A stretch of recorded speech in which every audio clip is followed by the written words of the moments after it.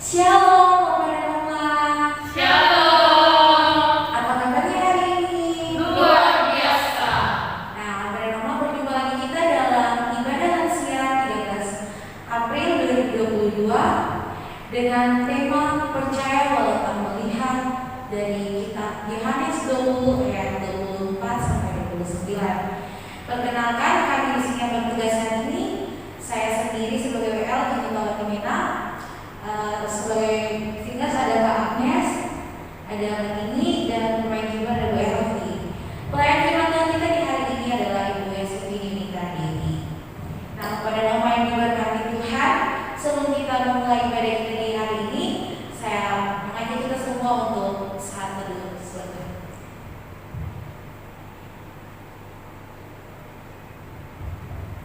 Amin. Pada nama yang diberkati Tuhan, untuk memulai ibadah kita di saat ini, mari kita angkat pujian lagu Ku Masuki Gerbangnya.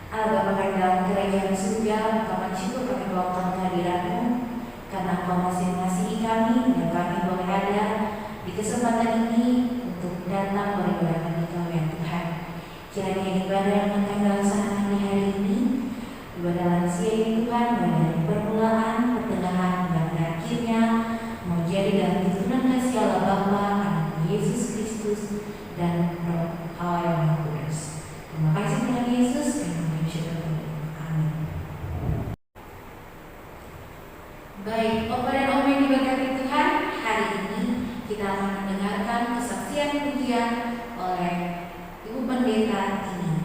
Dan sebelumnya kita akan mengangkat pujian dari lagu Hatiku Percaya.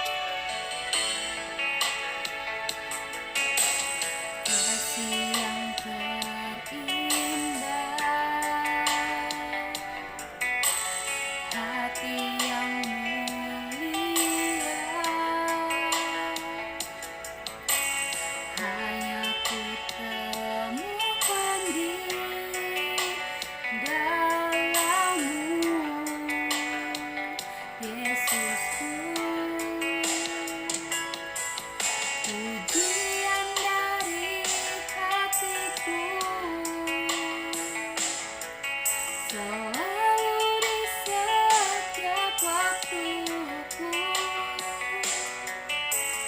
tiada pernah berubah kasih-Mu. Karya terbesar dalam hidupku, pengorbanan-Mu yang selamatkanku. Engkaulah harta yang tak ternilai, yang ku miliki dan ku hargai. Yesus, Engkau ku kagumi.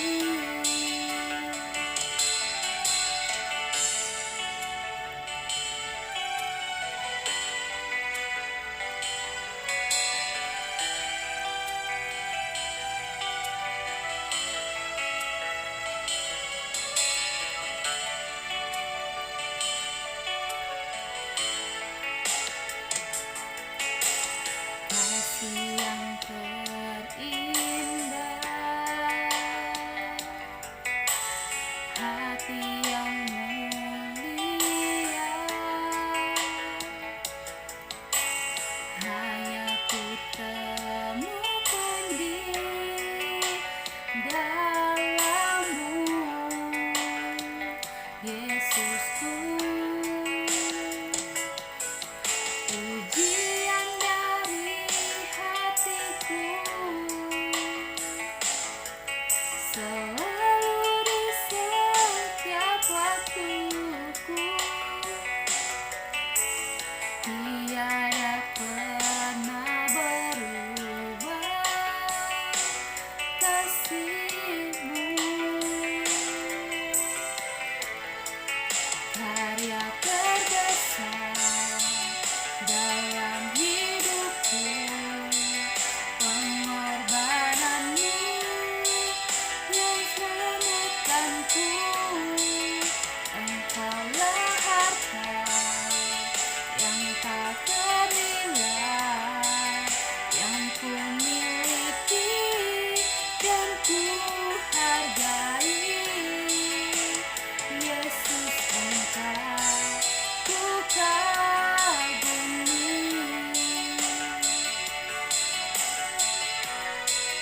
Karya terbesar dalam hidupku, pengorbanan-Mu yang selamatkanku. Engkaulah harta yang tak ternilai, yang ku miliki dan ku hargai.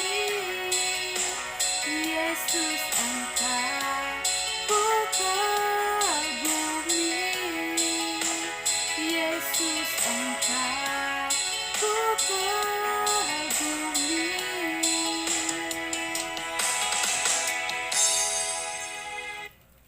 Terima kasih Opa Oma, Tuhan berkati. Baik, Opa dan Oma yang diberkati Tuhan. Sekarang kita akan masuk dalam pelayanan firman Tuhan. Namun sebelumnya saya ingin mengajak Opa dan Oma untuk mengingat akan kasih Allah yang begitu luar biasa dalam kehidupan kita semua, sehingga Allah telah mengorbankan anaknya yang tunggal untuk menjadi penebusan atas segala dosa-dosa kita. Mari untuk memasuki pelayanan firman Tuhan, kita bawakan pujian kasih Allah sungguh telah terbukti.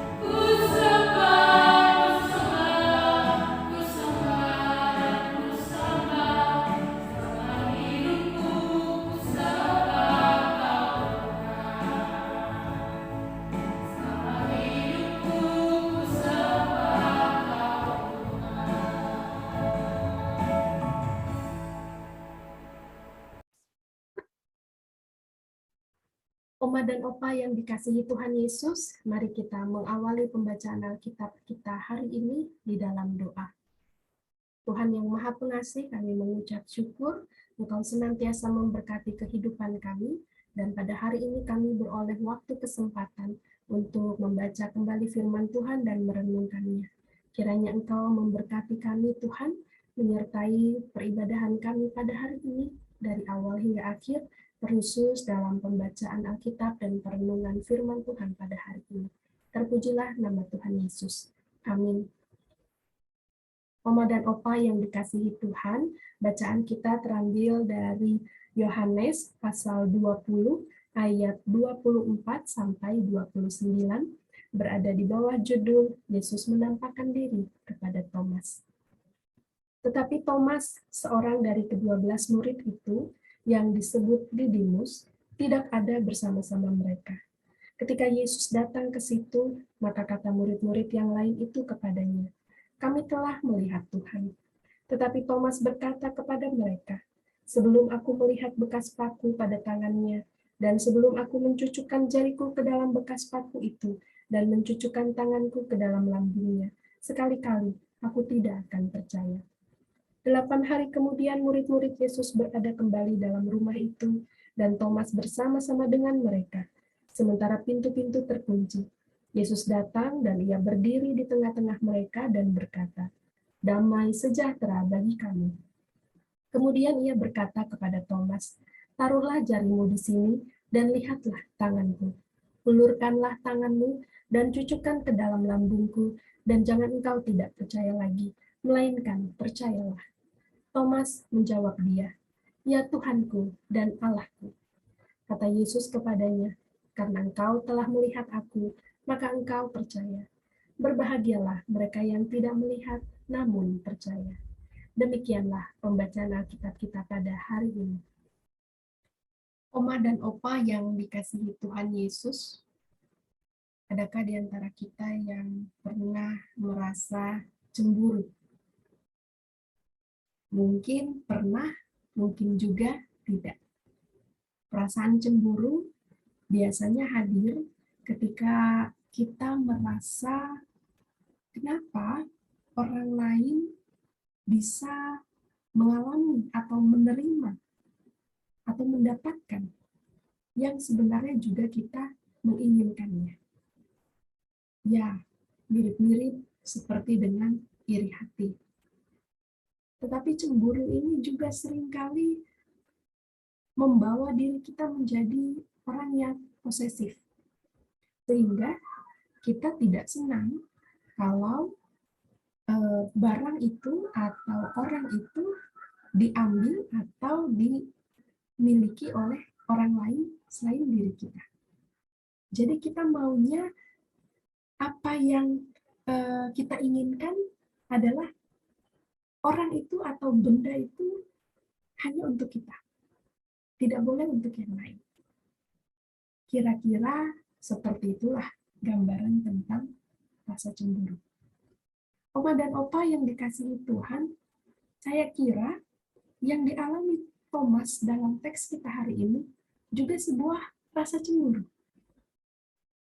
Rasa cemburu karena kenapa murid-murid Yesus yang lainnya bisa lebih awal menerima dan mengalami perjumpaan dengan Yesus, sementara dia tidak. Dan dia hanya mendengarkan kisah-kisah bagaimana Yesus berjumpa dengan murid-muridnya yang lain.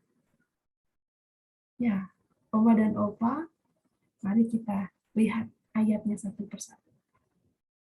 Dalam bagian yang pertama, ayat 24, dijelaskan, Thomas, seorang dari ke-12 murid itu, tidak ada bersama-sama dengan mereka.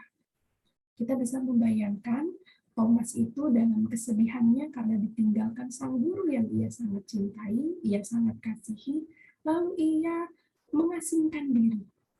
Ia menjauhkan diri dari teman-temannya yang lain. Dan dia memilih untuk sendiri merenungkan atau menghayati secara pribadi bagaimana rasa kehilangannya dengan sang guru. Lalu ayat 25, maka kata murid-murid yang lain itu kepadanya, kami telah melihat Tuhan. Ketika Thomas mendengar hal itu, rasa cemburunya diungkapkan dengan pernyataannya yang tegas. Sebelum aku melihat bekas paku pada tangannya dan sebelum aku mencucukkan jariku ke dalam bekas paku itu dan mencucukkan tanganku ke dalam lambungnya, sekali-kali aku tidak akan percaya. Nah, Oma dan Opa yang dikasihi Tuhan, dia menunjukkan rasa tidak suka, rasa cemburunya.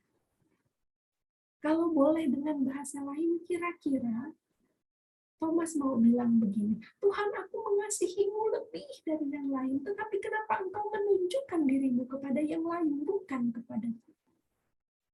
Sehingga dia berkata, kalau belum aku melihat, kalau belum aku membuktikannya sendiri, aku tidak percaya. Dia khawatir, dia curiga, teman-temannya ini hanya menggoda dia dalam kesedihannya pada saat itu. Tapi dia juga punya rasa cemburu. Kalau yang bicara adalah lebih dari 1-2 orang.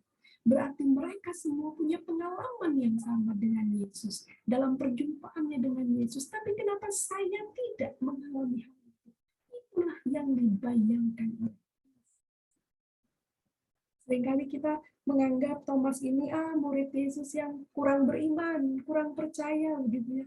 Tapi kalau kita bayangkan dalam situasi Thomas, mungkin kita juga bisa menjadi seperti seorang Thomas. Kenapa sih pengalaman itu nggak hadir buat saya? Kadang-kadang itu muncul loh dalam diri kita. Ketika kita mendengar kesaksian-kesaksian orang lain yang bercerita bagaimana Allah hadir dalam kehidupannya, bagaimana Allah menyertai kehidupannya. Lalu kadang-kadang kita muncul dalam diri, kenapa ya saya tidak mengalami hal itu? Kenapa ya saya tidak merasakan perjumpaan itu? Kok dia aja sih? Kok hanya dia yang bisa bersaksi? Saya bersaksi apa ya? Nah, mungkin itu pernah dirasakan oleh Oma dan Opa sekalian. Kita lihat lagi ayat berikutnya. 26. 8 hari kemudian murid-murid Yesus berada kembali dalam rumah itu dan Thomas bersama-sama dengan mereka. Jadi kalau sebelumnya Thomas tidak bersama-sama dengan murid-murid Yesus yang lain, kali ini dia bersama-sama. Mungkin setelah dia mendengar kisah perjumpaan Yesus dengan murid-murid yang lain, dia jadi mulai penasaran. Mungkin aku harus mendekatkan. Mungkin aku harus bergabung kembali dalam persekutuan itu supaya aku juga mengalami perjumpaan dengan Yesus. Jadi dia membuktikan, dia hendak mencari tahu kebenarannya dengan cara dia berkumpul kembali bersama murid-murid yang lain. Dan benar saja, Yesus datang menjumpai dia. Dan yang Yesus nyatakan pertama kali ketika berjumpa adalah damai sejahtera bagi kamu. Oma dan Opa yang dikasihi Tuhan, ayat selanjutnya menunjukkan kembali. Kemudian ia berkata kepada Thomas, taruhlah jarimu di sini dan lihatlah tanganku. Ulurkanlah tanganmu dan cucukkan ke dalam lambungku dan jangan engkau tidak percaya lagi, melainkan percayalah. Yesus hadir, dia tahu kegelisahannya Thomas. Dia tahu Thomas ini sedang penasaran. Dia tahu Thomas ini dipenuhi dengan rasa cemburu, rasa ingin tahu. Maka itu ketika Yesus datang, damai sejahtera bagi kamu, Yesus langsung berkata kepada Thomas, inilah aku, cucukkanlah jarimu, buktikanlah apa yang ingin kau ketahui. Begitu kira-kira ya. Jadi Yesus langsung menunjukkan dirinya kepada Thomas. Oma dan Opa yang dikasihi Tuhan. Teks kita kembali menunjukkan Thomas menjawab, ya Tuhanku dan Allahku. Lihat, Thomas tidak mencucukkan jarinya. Dia tidak menyentuhkan tangannya. Walau kadang-kadang atau bahkan kalau kita sering melihat film-film rohani sering menunjukkan Thomas akhirnya menyentuh, tapi teks Alkitab kita tidak menunjukkan sentuhan dari Thomas itu. Justru ketika dia melihat Yesus hadir dengan mengucapkan salam damai sejahtera, Thomas langsung bersukacita dan menyatakan kekagumannya. Ya Tuhanku dan Allahku. Dan dilanjutkan dengan perkataan Yesus. Berbahagialah mereka yang tidak melihat namun percaya. Oma dan opa yang dikasihi Tuhan, dalam waktu dekat ini kita akan memasuki masa Paskah. Kita akan menghayati dan memperingati kebangkitan Tuhan Yesus. Mungkin kita bertanya-tanya, loh kok teks tentang kebangkitan Yesus ini sudah disampaikan lebih dulu ya kepada kita kaum lansia. Kenapa nih? Gitu. Bukannya ini harusnya besok-besok gitu ya, setelah Hari Raya Paskah dilakukan. Oma dan opa yang dikasihi Tuhan, justru bersyukurlah kalau kita sudah menerima teks hari ini. Karena kita mau dikuatkan kembali, kita mau diteguhkan kembali. Mungkin saja kita sedang kurang merasa percaya pada Tuhan.